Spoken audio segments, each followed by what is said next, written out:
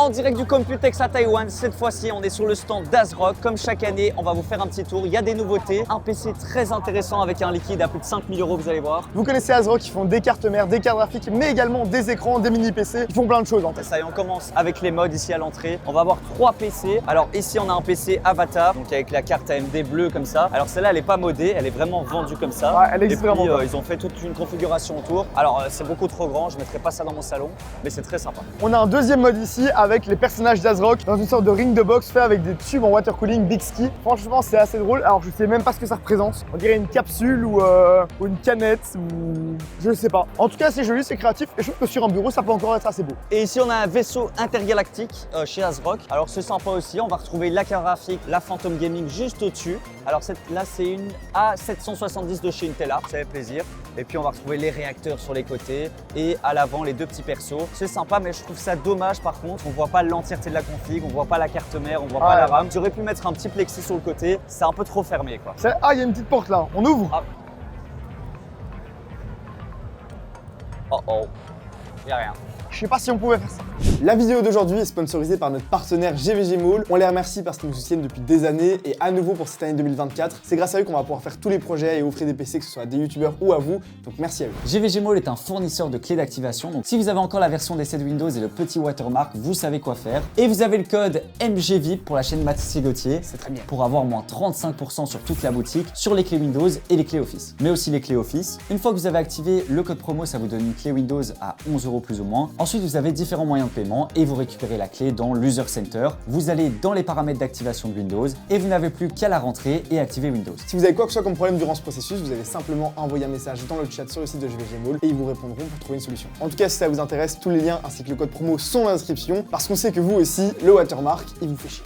Comme vous le savez, ASRock ne fait pas de carte graphique Nvidia, seulement des cartes graphiques AMD. Et ici, justement, on a tous leurs modèles de chez AMD et également tous les modèles de chez Intel. Alors, il n'y a pas de grande exclusivité, vous le savez, les cartes graphiques ne sont pas encore annoncées, les nouvelles, ni du côté d'Nvidia malheureusement, ni du côté d'AMD. Mais on retrouve quand même les anciens modèles. Alors ici, on a ma carte préférée, la Phantom Gaming White, la 20 Go, c'est la 7900 XT. Il y a la XTX là-haut, mais je trouve la Taichi beaucoup moins belle, même si elle est plus haut de gamme. Je préfère la Phantom juste là. Alors en noir, elle est assez simple et sobre, mais ici en blanc, je la trouve incroyable avec les petits rappels, etc.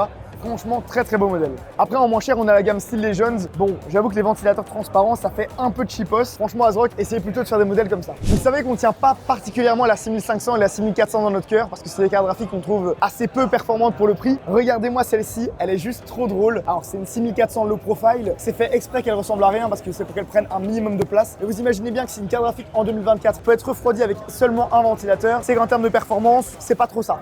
Et pour ce qui est du côté de chez Intel, on a également toutes les cartes ici avec d'abord les A770. Alors là, on a un très très beau modèle 3 ventilateurs, même si c'est pas forcément utile pour une carte comme celle-là. On a la A750. On a encore parlé de ces deux cartes-là récemment sur la chaîne French Hardware. Par contre, celle qu'on n'avait jamais testée, c'est la A380 et la A580. Beaucoup plus dur à trouver en Europe. Regardez ici aussi, le modèle, il est juste trop mignon. Elle fait littéralement la taille de ma main. C'est toute petite carte graphique. Voilà, c'est clairement pas pour du gaming. On jouera pas à grand chose avec ça, mais c'est sympa de les voir pour la première fois. ASRock font aussi des cartes mères et ils sont connus pour ça. D'ailleurs, on en a testé pas mal sur la chaîne YouTube. Dès qu'un processeur AMD ou Intel sort, ils sont toujours à l'affût. Donc là, on a les 4 modèles phares de chez ASRock. On est sur le chipset X870E. Donc ça, c'est le tout nouveau chipset pour les nouveaux processeurs AMD. Alors là, c'est compatible 7000, 8000 et 9000. Et comme d'habitude, on retrouve le modèle le plus haut de gamme, la Taichi. On va avoir un maximum de phases d'alimentation, 27 au total. Regardez, ils sont tous alignés ici. Donc là, pour l'overclocking, vous pouvez y aller, ça pousse. On va retrouver deux ports PCIe Gen 5 en x16. Donc si jamais vous voulez mettre deux 4090, ça fonctionnera extrêmement bien. Et puis on a tous les dissipateurs pour les SSD, etc.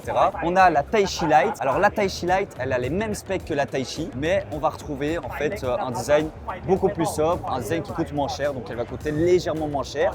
Mais on a toujours 27 phases d'alimentation, le même nombre de caches pour les M.2, donc c'est vraiment une version light. On descend en gamme avec la Nova Wi-Fi. Alors celle-ci, elle va avoir moins de phases d'alimentation que 23, mais par contre, elle a quand même 4 slots de M.2 qui sont tous refroidis. Regardez-moi ça. Elle reste quand même très jolie et elle est en Wi-Fi 7, donc j'ai envie de dire avec la dernière norme. En en soi, c'est une carte qui a un meilleur rapport qualité-prix. Vous n'allez pas gagner 20% de performance en plus avec la Taichi. La Nova suffit déjà. Et puis on a la Riptide Wi-Fi, ça c'est vraiment la moins chère de chez ASRock. On va avoir beaucoup moins de slots M.2, que 17 phases d'alimentation. Donc voilà, c'est une carte mère, j'ai envie de dire qu'on va mettre plutôt avec un Ryzen 5, Ryzen 7 au grand maximum. Après, il faut aussi le travail, mais c'est vrai qu'elle est moins jolie. Quand tu vois la Taichi et la Riptide, c'est pas le même game. Et en termes de différence par rapport au X670, donc les cartes mères précédentes, eh bien il y en a quasiment aucune. Alors oui, on a un peu plus de phases d'alimentation sur les modèles haut de gamme, mais il n'y a absolument aucune différence, à part peut-être le nombre d'USB type C. C'est vrai qu'on en retrouve quand même pas mal sur ces nouvelles cartes mères, que ce soit en externe ou en interne. Voilà, c'est la seule grosse différence.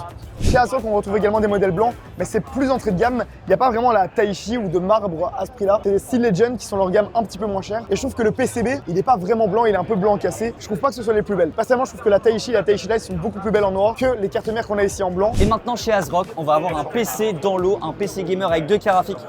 On garde ça pour la chaîne principale. Allez voir la vidéo, on vous explique tout. C'est absolument incroyable. C'est ni de l'eau, ni de l'huile végétale. C'est un nouveau liquide. C'est excellent. Allez voir la vidéo. Ils sont chauds les gars, ils se contentent pas de peu. Les écrans gamer ASRock, on avait fait des petites présentations, mais là aujourd'hui ils tapent très très fort avec 520 Hz, 520 images par seconde. Alors on se rappelle qu'on avait présenté un écran de 540 Hz. C'est vrai. Mais là, j'avoue que 520 c'est déjà pas mal, voire déjà trop. C'est absolument énorme. En plus de ça, c'est avec une dalle IPS et c'est la dalle la plus rapide du monde parce que c'est facile ou entre guillemets, ça coûte moins cher de faire du 520 Hz en dalle VA par exemple. Ici, on est vraiment sur une dalle IPS et 520 Hz. C'est du jamais vu, c'est absolument incroyable. Tout ça en 27 pouces, la taille du gamer. Ici, on a une carte mère Workstation, donc rien à voir pour du gaming. C'est vraiment pour de l'utilisation professionnelle, j'ai envie de dire. Et on est sur la WRX 90, donc une carte mère pour les Threadripper. Et regardez-moi ça, on a déjà ici 7 ports PCI. Donc en 5.0 x 16, on peut mettre jusqu'à 7 cartes graphiques ultra haut de gamme. C'est énorme. Et on a 8 slots de RAM ici avec des ventilateurs pour les VRM. C'est pas une carte mère qui est magnifique comme on a sur les cartes gamer, mais elle envoie quoi. Ça bombarde. Cette année au Computex, l'IA est à l'honneur. ASRock n'est pas que spécialisé dans le gaming, mais aussi dans la partie serveur. On va retrouver un tas de racks. Mathis, qu'est-ce qu'on a ici? On est tout simplement chez ASRock Rack et alors c'est assez stylé. On a ici un rack complet. Alors là ici c'est les B100. On a déjà 4 rien qu'ici, à mon avis il y en a 4 de l'autre côté. Et on a 6 alimentations de 3000 watts. Ça fait 18 000 watts. Surtout que chaque carte graphique coûte 30 000 $. Donc là on est plus ou moins à 500 000 €, 600 000 € le rack quoi. Ouais, surtout qu'en ce moment avec l'IA, les prix n'arrêtent pas d'augmenter, donc c'est vraiment un truc de fou. Mais ce qui est plus fou encore, c'est ce qu'on a juste ici à gauche. On a un énorme rack avec les toutes nouvelles cartes graphiques de chez Nvidia. Alors on en parlera de manière plus complète sur la vidéo sur la chaîne French Hardware, mais en gros, c'est des nouvelles GB200. Elles sont 30 fois plus rapides que celles d'avant et elles consomment 25 fois moins. Ça fait un rendement énergétique qui est bien meilleur. Et en plus, regardez, ça a été signé par le CEO de Nvidia, Jensen Huang. Il était là hier, on est le 5 juin, il est passé le 4 juin. Exactement. Et il a signé le rack. Rien que pour ça, C'est le rack ça. vaut 20 000 € en plus. Exactement, on vous expliquera à quoi ça sert ce genre de composants, de cartes graphiques aussi performants. Non, c'est pas pour jouer à Fortnite à 10 000 FPS. Non. En tout cas, c'est impressionnant. Bravo à Nvidia cette année, ils sont très très chauds sur la partie IA et tout. Un rack comme ça vaut environ 3 millions €. 3 millions. 3 millions. C'est une belle maison déjà. Ou Beaucoup. plusieurs Bugatti. Un beau château, un beau château.